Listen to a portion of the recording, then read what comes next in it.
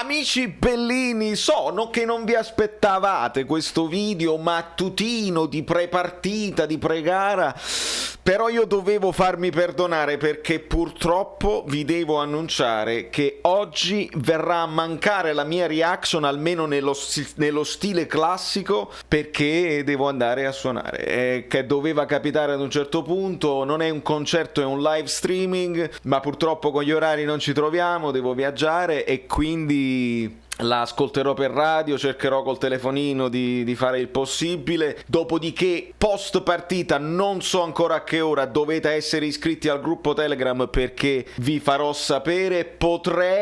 Potrei andare live via cellulare giusto per fare un commento finale, se insomma mi direte più voi che io, ma oggi bisogna fare di necessità virtù, ma non volevo lasciarvi a bocca asciutta, quindi ecco il primo episodio di una serie di video che ho intenzione di fare dove coinvolgiamo tifosi di altre squadre, ma che in generale youtuber che guardano il calcio a 360 gradi, non nello specifico del Napoli, ma anche per avere un parere esterno da parte di chi vede le nostre vicende senza quell'ansia del tifo, ed è importante avere anche un altro punto di vista da chi segue un po' tutte le squadre e sa un po' meno cosa aspettarsi, cosa non aspettarsi, con un occhio anche esterno. Quindi godetevi questo primo episodio, se va bene poi ne porteremo altri sempre più su, sempre più grandi compatibilmente con i loro impegni. Andiamo. È letteralmente immarcabile. Se la vedete tutti.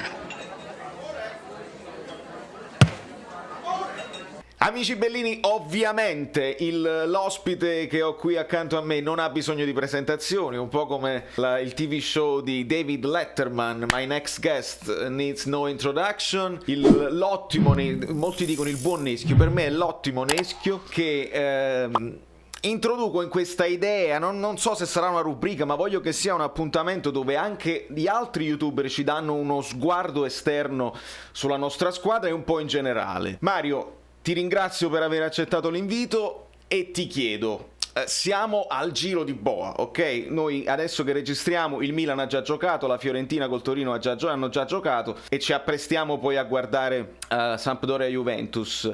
Rispetto alle previsioni che avevi fatto a inizio campionato, non so se avevi fatto una griglia, il girone di andata ha rispettato queste tue previsioni oppure qualche sorpresa? Prima di iniziare, innanzitutto ti ringrazio, gentilissimo come al solito e anche creativo con i tuoi progetti, quindi fantastico. E un grande abbraccio anche agli amici bellini. Allora, sicuramente la sorpresa è stata il Milan, è innegabile. Prima che questo campionato si avviasse, io non avrei creduto e non avrei pensato di ritrovarmi un Milan in testa, anzi sono colpevole, devo ammetterlo, io non lo portavo neanche tra i primi 4 e quindi per me la vera sorpresa del campionato è il Milan. E ci sta perché si sta imponendo, e al giro di boa, perché questo giro di boa per me è importante per le famose proiezioni, no? Se quest'anno il girone d'andata non ci ha dato una squadra che sta ammazzando il campionato, se si bissassero gli stessi risultati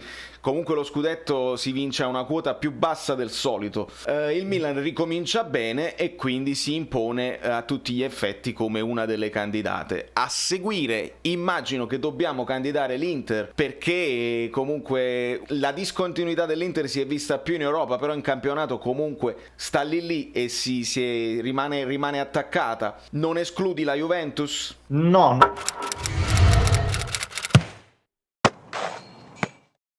Non escludo assolutamente la Juventus, che è sempre la squadra da battere, diciamo sempre le stesse cose, che è una squadra che vince da 9 anni, è normale che resti anche la favorita. In realtà no, non penso che sia la favorita, perché ha cambiato tanto, ha cambiato l'ennesima guida tecnica, dopo da Allegri a Sarri, da Sarri a Pirlo, e quindi si è ringiovanita con il mercato, tanti nuovi innesti, quindi secondo me ha perso un po', però resta una squadra che sicuramente lotta per lo scudetto. E poi E poi c'è l'Inter che, come hai detto tu, che secondo me in maniera quasi dichiarata deve puntare alla vittoria dello scudetto, soprattutto dopo il percorso Champions, ecco, non ci possiamo nascondere. È chiaro. Passando un gradino più in basso ci sta un gruppetto di squadre che vedono la Roma, l'Atalanta, il Napoli, non escluderei la Lazio che sta lì a livello di punti, e poi ci sono Verona e Sassuolo che magari sono un attimino più attardate. Qui si entra nel gioco delle questioni spinose, perché tutte un po' queste squadre hanno delle questioni aperte un po' nello spogliatoio, un po' nella società. La Roma con il caso Dzeko, Fonseca, l'Atalanta con il caso Gomez, il Napoli questa confusione tra Gattuso, ADL, non si capisce. Cosa credi che possa influire di più nella corsa per questo quarto posto? È difficile dirlo. Sicuramente tra queste ad oggi vedo meglio l'Atalanta, che per l'ennesima volta, come le altre, ha avuto dei problemini. Vedi il caso Gomez, ma subito è riuscita ad accantonarlo. Quindi i problemi si presentano un po' per tutti. La bravura sta nel riuscire ad accantonarli il prima possibile. Devo ammettere che una delle squadre più sfortunate è proprio il vostro Napoli. Cioè, al di là di tutto, non ha avuto a disposizione l'investimento più importante di tutta la storia del Napoli, se non vado errato.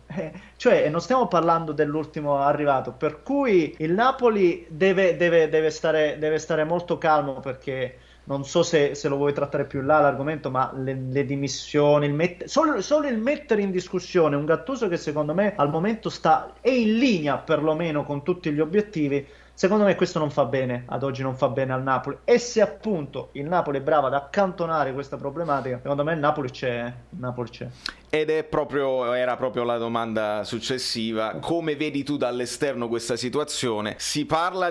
Nel momento in cui si parla di dimissioni richieste da ADL, una cosa strana, cioè tu non esonero, ma ADL che si aspetta le dimissioni, Gattuso molto nervoso, ed esce insistente questa voce di un ritorno di Benitez, che poi voi da interisti dovreste anche ricordare. Quindi dammi anche un ricordo tuo su Benitez, perché noi abbiamo memoria corta e ogni tanto rivalutiamo anche personaggi che non hanno fatto super bene nella nostra squadra. Tu che ricordo hai di Rafa? Di Rafa io ricordo che era uno che tranquillamente lanciava anche le nuove leve, non aveva nessuna remora. Cioè, mi ricordo che valorizzò in qualche modo Coutinho, per esempio, con lui giocava sempre. Non era il Coutinho visto poi a Liverpool, assolutamente, o Biabiani addirittura, però ovviamente sarà anche il fatto che siamo passati poi da Mourinho l'anno prima a Benitez. Ovviamente nella gestione dello spogliatoio, secondo me, non era ben visto, se non vado errato, dagli stessi argentini. Non ha saputo fare gruppo, non era semplice, ecco, va detto anche questo, non era semplice, però io nella vostra situazione mi terrei davvero stretto uno come Gattuso. Chiarissimo il tuo punto di vista. E in chiusura, dato che questo video probabilmente adesso è domenica, quindi la gente è in prepartita, noi ci apprestiamo ad incontrare il Parma. Siamo sabato, ma il video oggi è domenica. Perdona. No, ma è questione mia di fusi orari, lo sai. Buon martedì. Questo Parma credo sarà diverso del Parma che abbiamo affrontato noi con Liverani e anche voi con Liverani, quindi io ricordo l'Inter impattò sul 2-2. Tu che vedi tutte le partite, io per questo devo chiamare te, perché te le vedi tutte e purtroppo io faccio difficoltà. Cosa credi? Perché io ho un po' di paura del pullman con il ritorno di D'Aversa. Che cosa credi ci possiamo aspettare? Il pullman, ecco, senza giri di parole, anche perché D'Aversa non è uno sprovveduto, lo è ancora di meno di Liverani. Non ho mai capito la scelta di passare da D'Aversa a Liverani, quando poi D'Aversa onestamente fece veramente un ottimo lavoro. D'Aversa è un allenatore molto accorto, e soprattutto squadre come Inter, ma anche, come ho visto, come ho notato, lo stesso Napoli, hanno giustamente delle difficoltà, come l'avrebbe qualsiasi squadra, perché se ti chiudi davvero gli spazi si limitano, e poi sappiamo in contropiede hanno anche giocatori veloci. Non so se sarà della partita Gervinho, ma diventerebbe devastante. E quindi aspettatevi, ragazzi miei, aspettatevi il pulmino lì, bello messo davanti alla porta, purtroppo. E quindi ci troviamo di fronte alla solita situazione dove tu devi attaccare, devi essere pericoloso e imprevedibile, ma devi anche tenere d'occhio con le preventive il probabile, anzi dato a 1, contropiede della squadra avversaria, che in velocità ti può fare la famosa siringhetta e vai poi in difficoltà. Però c'è da dire che voi avete anche, rispetto all'Inter, voi avete di più le qualità per saltare l'uomo nell'1 contro 1, nel creare superiorità numeriche, e quindi dovete giocarvi le vostre chance con i vari Insigne, Zielinski, e secondo me è fattibile. Vedi, questo è il punto di vista, esterno, che noi magari dall'interno vediamo solamente le cose negative e non riusciamo a intravedere gli spiragli di luce che magari il tifoso di un'altra squadra può vedere. Quindi, nonostante probabilmente non sarà della partita Osimhen e non sarà della partita Mertens, perché devono ancora recuperare, tu intravedi la possibilità del Napoli di poter far bene lo stesso. Assolutamente, ma io credo che il Napoli abbia più che altro problemi di testa. Lasciami passare il termine, perché quando la testa è sgombra sono capaci di fare delle giocate che solo a Napoli vedo. Cioè lo stop di petto di Insigne che salta l'avversario, quella è una giocata di una tecnica paurosa, o comunque Zielinski che trotterella in mezzo a 2-3 e poi riesce a lanciare Lozano. Quelle sono robe di una qualità elevata, e quelle le fai quando il risultato è in cascina. Poi la partita magari si mette male, il Napoli si rabbuia, si spegne, ha paura. Ed è lì che deve lavorare. Però se arrivano malumori alla prima occasione e tu radi tutto al suolo, ecco perché secondo me tutti questi spifferi vanno un po' chiusi, vanno lasciati un po' da parte, a mio giudizio, ovviamente. È perfetto, l'analisi è perfetta e dall'esterno ci dai una conferma importante che questi giocatori sono fragili mentalmente. Fragili ma validi, perché poi, ragazzi, il Napoli potenzialmente è al terzo posto, con una partita in meno, se vinci sei al terzo posto, quindi sei veramente in linea con gli obiettivi, sei ai 16esimi di Europa League, l'anno scorso hai vinto la Coppa Italia, quest'anno sei in semifinale nuovamente, non hai centrato solo la vittoria, solo la partita contro la Supercoppa, ma te la sei giocata, e se segna Insigne sul rigore cambia la partita. Certo. Quindi onestamente c'è poco da rammaricarsi, c'è da stare calmi e c'è da lavorare, c'è tanto da lavorare, specialmente sulla testa. Neschio, io ti ringrazio infinitamente per il tuo tempo, so che tra una partita e l'altra e tutti i tuoi impegni è complicato, quindi ti ringrazio 2 volte, gli amici bellini apprezzano tantissimo e ci vediamo in qualche live, vengo io da te, tu vieni tu da me, assolutamente, al più presto. Invito, la porta è sempre aperta, è sempre un piacere avere te, che poi magari io sto preparato e vedo tutte le partite, però tu di tattica veramente, veramente top, quindi grazie a te, gentilissimo, e un grande abbraccio veramente a tutti gli amici bellini. Ciao